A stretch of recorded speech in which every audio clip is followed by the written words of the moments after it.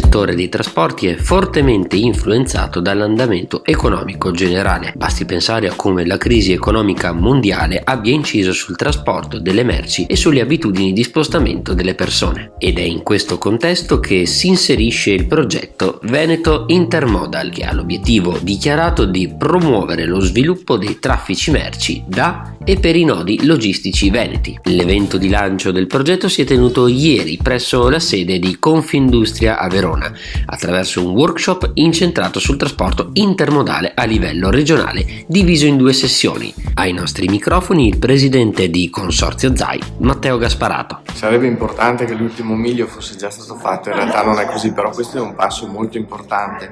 Praticamente è stato definitivamente approvato il progetto Veneto Intermodal, che porterà 4 milioni di euro sul territorio veneto, in particolare 2 milioni di euro sul territorio veronese, e questo è molto importante perché circa 1 milione di euro verrà speso nella progettazione del nuovo terminale da 750 metri, che ci permetterà sostanzialmente di essere pronti con l'apertura del tunnel di base, e questo, come ripeto da tanto tempo, è fondamentale per farci trovare pronti con la sfida del futuro.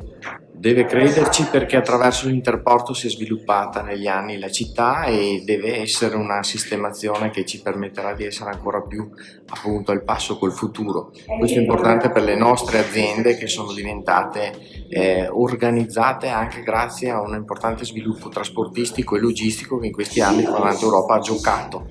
Per diventare ancora più protagonista, questa sarà una sfida del futuro che dobbiamo giocare tutti insieme con gli attori, tra cui Confindustria.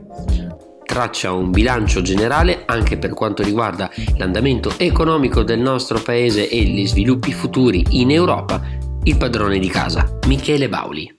Sì, assolutamente, le infrastrutture sono importanti, vanno potenziate perché danno ritorno economico e danno anche benessere ai cittadini, perché in special modo le infrastrutture ferroviarie tolgono traffico dalle autostrade, quindi rendono la vita, la qualità della vita un po' migliore.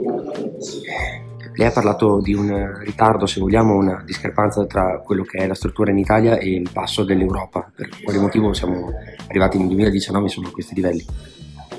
Perché l'Italia è un po' più lenta nel decidere, lo sappiamo tutti quanti. Noi abbiamo un peso della burocrazia che tende a rallentare le attività nostre, le decisioni. Noi dobbiamo comunque metterci al passo con un po'. La TAV è fondamentale perché tiene l'Italia all'interno di un ambito internazionale di trasporto, sposta le merci sul ferro dalla gomma e connette le attività economiche di questo territorio con tutto il resto del territorio italiano e europeo.